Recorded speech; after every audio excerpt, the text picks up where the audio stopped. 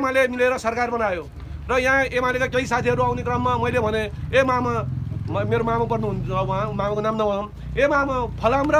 काठ पनि कहिले वेल्डिङ हुन्छ भनेर सोधे होइन यो हुन्छ क्या नि यसो गर्ने बाहिर त्यसो भन्नुहुन्न भनेर भन्यो त्यहाँ मलाई त त्यही बेलाबाट असन्तुष्टि थियो तर पछिल्लो क्रममा आएर विशेष महाधिवेशनबाट गगन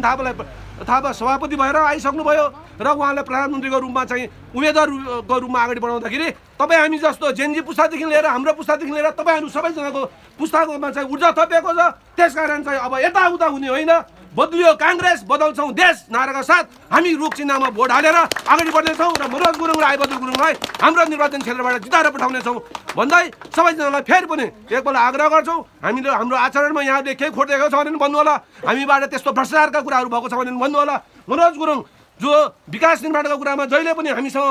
हामीसँग चाहिँ जिल्लामा भन्नुहुन्छ कि प्रदेशमा भन्नुहुन्छ कि सङ्घमा भन्नुहुन्छ कि हरेक सरकारी कार्यालयहरूमा हामीसँग चाहिँ हातमा हात मिलाएर चाहिँ काँधमा काँध मिलाएर चाहिँ हिँड्ने मान्छे हो त्यस कारणले गर्दाखेरि पनि मनोज गुरुङले टिकट पाउँदाखेरि मनोज गुरुङ यसरी चाहिँ प्रतिनिधि सभाको उम्मेदवार भएर आउँदाखेरि हामीलाई ऊर्जा मिलेको छ त्यस कारणले पनि मेरो अनुरोध यहाँहरूलाई यदि हाम्रो वडा समितिमा रामबहादुर गुरुङको नेतृत्वमा चोकप्रसाद दाहाल हुनुहुन्छ चोकप्रसाद दाहालज्यूले जहिले पनि यो ठाउँको विकास निर्माणको लागि धेरै कुराहरू सोचिराख्नु भएको छ हाम्रो ओमप्रसाद सोल्टी हुनुहुन्छ जहिले पनि यो ठाउँको विकासको निर्माणको कुराहरूमा सोचिराख्नुहुन्छ सोधिराख्नुहुन्छ सोल्टी कसो गरौँ यसो गरौँ सोल्टी उसो गरौँ सोल्टी भन्ने हुन्छ त्यस कारणले गर्दा पनि यस्ता समाजसेवी व्यक्तिहरू हुनुहुन्छ हाम्रो हितवान भेना हुनुहुन्छ यहाँको टोल विकास संस्थाको अध्यक्ष हुनुहुन्छ उहाँ तपाईँहरू सबैजनालाई सबैलाई समेटेर अगाडि बढ्नु भएको छ र यो ठाउँको विकास निर्माणमा पक्कै पनि यहाँहरूले अनुभूति पाइसक्नु भएको छ पहिलाको भन्दा अहिले धेरै विकास निर्माण भएको छ भने यहाँले अनुभूति पाएको छ भने रुखमा भोट हाल्नु होला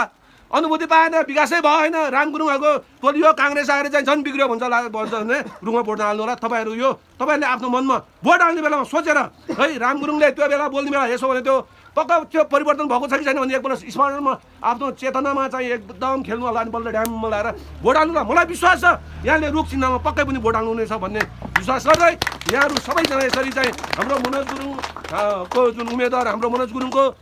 स्वागतार्थ यहाँहरू यसरी आइदिनु भयो यसमा मुरी धन्यवाद दिन चाहन्छु अझै पनि यहाँ के भयो भन्दाखेरि